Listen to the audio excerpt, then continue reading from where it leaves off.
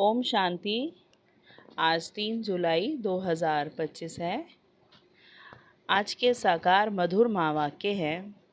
बाबा ने कहा, मीठे बच्चे, इस बेहद नाटक में तुम वंडरफुल एक्टर हो।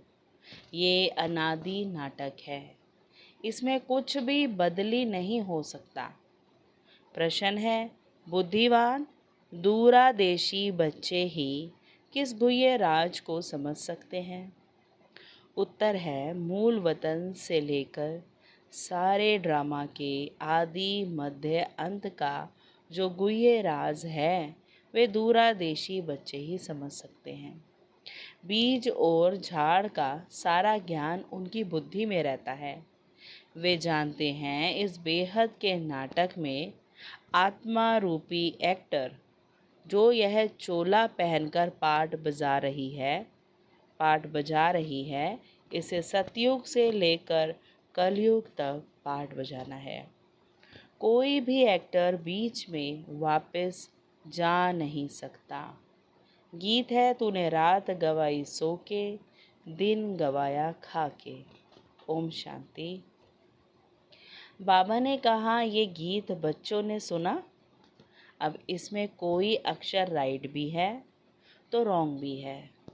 सुख में तो सिमरन किया नहीं जाता, दुख को भी आना है ज़रूर।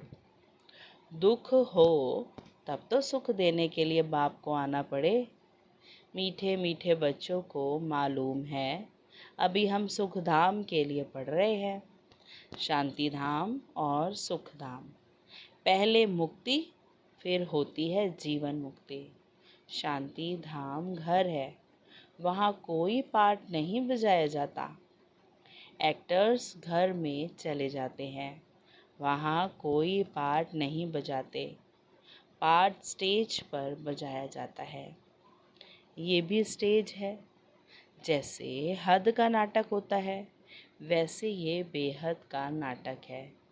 इनके आदि मध्यांत का राज सिवाय बाप के और कोई और समझा न सके। वास्तव में ये यात्रा अथवा युद्ध अक्षर सिर्फ समझाने में काम में लाते हैं। बाकी इसमें युद्ध आदि की कुछ है नहीं।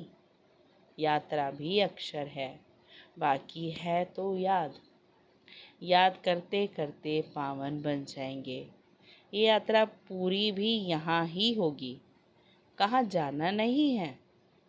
बच्चों को समझाया जाता है, पावन बनकर अपने घर जाना है। अपवित्र तो जा न सके, अपने को आत्मा समझना है। मुझ आत्मा में सारे चक्र का पाठ है। अभी वह पाठ पूरा हुआ है।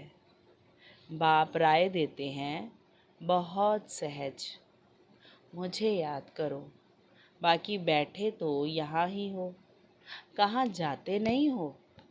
बाप आकर कहते हैं, मुझे याद करो तो तुम पावन बन जाएंगे। युद्ध कोई है नहीं, अपने को तमो प्रधान से सतो प्रधान बनाना है। माया पर जीत पानी है। बच्चे जानते हैं 84 का चक्र पूरा होना है। भारत सतो प्रधान था, उसमें जरूर मनुष्य ही होंगे। जमीन थोड़े ही बदलेगी। अभी तुम जानते हो हम सतो प्रधान थे, फिर तमो प्रधान बने, अब फिर सतो प्रधान बनना है। मनुष्य पुकारते भी हैं कि आकर हमको पतित से पावन बनाओ, परंतु वह कौन है, कैसे आते हैं, कुछ भी नहीं जानते। अभी बाबा ने तुम्हें समझदार बनाया है। कितना ऊंच मर्तबा तुम पाते हो। वहाँ के गरीब भी बहुत ऊंच है यहाँ के साहूकारों से। बल कितने भी बड़े बड़े राजाएं थे, धन बहुत था, परंतु है तो विकारी ना। इनसे वहाँ की साधारण प्रजा भी बहुत ऊंच बनती है। बाबा फर्क बतलाते हैं। रावण का परछाया आने से पतित बन जाते हैं।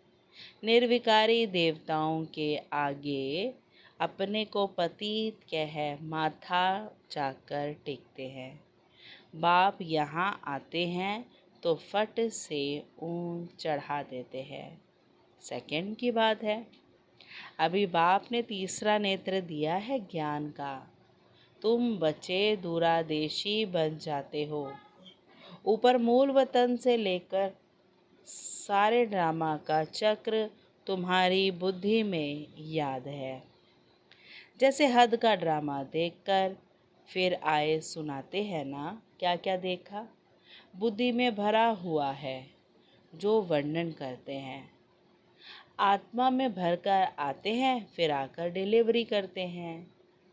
ये फिर है बेहद की बातें। तुम बच्चों की बुद्धि में इस बेहद ड्रामा के आदि मध्य अंत का राज रहना चाहिए, जो रिपीट होता रहता है। उस हद के नाटक में तो एक एक्टर निकल जाता है तो फिर बदले में दूसरा आ जाता है। कोई बीमार हुआ तो उनके बदले फिर दूसरा ऐड कर देंगे। ये तो चैतन्य ड्रामा है, इसमें जरा भी अदली बदली नहीं हो सकती। तुम बच्चे जानते हो हम आत्मा हैं। ये शरीर रूपी चोला है जो पहनकर हम बहुरूपी पाठ बजाते हैं। नाम रूप देश फीचर्स बदलते जाते हैं। एक्टर्स को अपने एक्ट का तो मालूम होता है ना। बाप बच्चों को ये चक्र का राज तो समझाते रहते हैं। सतयुग से लेकर कलयुग तक आते हैं, फिर जाते हैं, फिर नए सिर आकर पाठ बचाते हैं। इनकी डिटेल समझाने में टाइम लगता है। बीज में भल नॉलेज है, फिर भी समझाने में टाइम तो लगता है ना। तुम्हारी बुद्धि में सारा बीज और झाड़ का राज है। सो भी जो अच्छे बुद्धिमान हैं वही समझते हैं कि इसका बीज ऊपर में है। इनकी उत्पत्ति, पालना और संहार कैसे होता है, इसलिए त्रिमूर्ति भी दिखाया है। ये समझाने जो बाप देते हैं और कोई भी मनुष्य दे न सके। जब यहाँ आए तब पता पड़े, इसलिए तुम सबको कहते हो यहाँ आकर समझो। कोई कोई बहुत कट्टर होते हैं तो कहते हैं हमको कुछ सुनना नहीं है। कोई तो फिर सुनते भी हैं। कोई लिटरेचर लेते हैं, कोई नहीं लेते। तुम्हारी बुद्धि अभी कितनी विशाल दूरादेशी हो गई है। तीनों लोकों को तुम जानते हो। मूल वतन जिसको निराकारी दुनिया कहा जाता है, बाकी सूक्ष्म वतन का कुछ भी है नहीं। कनेक्शन सारा है मूल वतन और स्थूल वतन से। बाकी सूक्ष्म वतन तो थोड़ा टाइम के लिए है। बाकी आत्माएं सब ऊपर से यहाँ आती हैं पाठ बजाने। ये झाड़ सब धर्मों का नंबरवार है। ये है मनुष्यों का झाड़ और बिल्कुल एक्यूरेट है। कुछ भी आगे पीछे हो न सके। ना आत्माएं और कोई जगह बैठ सकती हैं। आत्माएं ब्रह्म तत्व में खड़ी होती हैं, जैसे स्टार्स आकाश में खड़े हैं। ये स्टार्स तो दूर से छोटे छोटे देखने में आते हैं, है तो बड़े, लेकिन आत्मा तो न छोटी बड़ी होती है, ना विनाश को पाती है। तुम गोल्डन एज में जाते हो, फिर आयरन एज में आते हो। बच्चे जानते हैं हम गोल्डन एज में थे, अब आयरन एज में आ गए हैं। कोई वैल्यू नहीं रही है। भल माया की चमक कितनी भी है, परंतु ये है रावण की गोल्डन एज। वे है ईश्वरीय गोल्डन एज। मनुष्य कहते रहते हैं 6-7 वर्षों में इतना अनाज होगा जो बात मत पूछो। देखो उन्हों का प्लान क्या है और तुम बच्चों का प्लान क्या है। बाप कहते हैं मेरा प्लान है पुरानी को नया बनाना। तुम्हारा एक ही प्लान है। जानते हो, बाप की श्रीमत से हम अपना वर्षा ले रहे हैं। बाबा रास्ता बताते हैं, श्रीमत देते हैं, याद में रहने की मत देते हैं। मत अक्षर तो है ना, संस्कृत अक्षर तो बाप नहीं बोलते हैं। बाप तो हिंदी में ही समझाते रहते हैं। भाषाएं तो ढेर है ना, इंटरप्रेटर भी होते हैं जो सुनकर फिर सुनाते हैं। इंग्लिश, हिंदी और इंग्लिश तो बहुत जानते हैं, पढ़ते हैं। बाकी माताएं घर में रहने वाली इतना नहीं पढ़ते। आजकल विलायत में अंग्रेजी सीखते हैं तो यहाँ आने से भी इंग्लिश बोलते रहते हैं। हिंदी बोल ही नहीं सकते। घर में आते हैं तो माँ से इंग्लिश में बात करने लग पड़ते हैं। वे बेचारी मूंझ पड़ती है, हम क्या जाने इंग्लिश से। फिर उनको टूटी फूटी हिंदी सीखनी पड़े। सतयुग में तो एक राज्य एक भाषा थी, जो अब फिर से स्थापन कर रहे हैं। हर 5000 वर्ष बाद ये सृष्टि का चक्र कैसे फिरता है, सो बुद्धि में रहना चाहिए। अब एक बाप की ही याद में रहना है। यहाँ तुमको फुर्सत अच्छी रहती है। मधुबन में तुमको फुर्सत अच्छी रहती है। सवेरे में स्नान आदि कर बाहर घूमने फिरने में बड़ा मज़ा आता है। अंदर में यही याद रहे, हम सब एक्टर्स हैं। ये भी अभी स्मृति आई है। बाबा ने हमको 84 के चक्र का राज बताया है। हम सतो प्रधान थे। ये बड़ी खुशी की बात है। मनुष्य घूमते फिरते हैं, उनकी कुछ भी कमाई नहीं। तुम तो बहुत कमाई करते हो। बुद्धि में चक्र भी याद रहे और फिर बाप को भी याद करते रहो। कमाई करने की युक्तियाँ बाबा बहुत अच्छी अच्छी बताते हैं। जो बच्चे ज्ञान का विचार सागर मंथन नहीं करते हैं, उनकी बुद्धि में माया खिटखिट करती है। उन्हें ही माया तंग करती है। अंदर में ये विचार करो, हमने ये चक्र कैसे लगाया है। सतयुग में इतने जन्म लिए, फिर नीचे उतरते आए, अब फिर सतो प्रधान बनना है। बाबा ने कहा है, मुझे याद करो तो सतो प्रधान बन जाएंगे। चलते फिरते बुद्धि में याद रहे तो माया की खिटखिट समाप्त हो जाएगी। तुम्हारा बहुत बहुत फायदा होगा। भल स्त्री पुरुष साथ जाते हो, हर एक को अपने सिर मेहनत करनी है। बाबा कहते हैं, वो अपना ऊंच पद पाने के लिए अकेले में जाने से तो बहुत ही मज़ा है, अपनी धुन में ही रहेंगे। दूसरा साथ में होगा तो भी बुद्धि इधर उधर जाएगी। है तो बहुत सहज, बगीचे आदि तो सब जगह हैं। इंजीनियर होगा तो उनका यही चिंतन चलता रहेगा कि यहाँ पुल बनानी है, ये करना है। बुद्धि में प्लान आ जाता है। तुम भी घर में बैठो, फिर भी बुद्धि उस तरफ लगी रहे। ये आदत रखो तो तुम्हारे अंदर यही चिंतन चलता रहे। पढ़ना भी है, धंधा आदि भी करना है। बूढ़े जवान बच्चों आदि सबको पावन बनना है।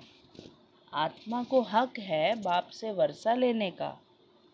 बच्चों को भी छोटेपन में ही ये बीज पड़ जाए तो बहुत अच्छा। आध्यात्मिक विद्या और कोई सिखा न सके। तुम्हारी ये जो आध्यात्मिक विद्या है, ये तुमको बाप ही आकर पढ़ाते हैं। उन स्कूलों में मिलती है जिस्मानी विद्या, और वह है शास्त्रों की विद्या।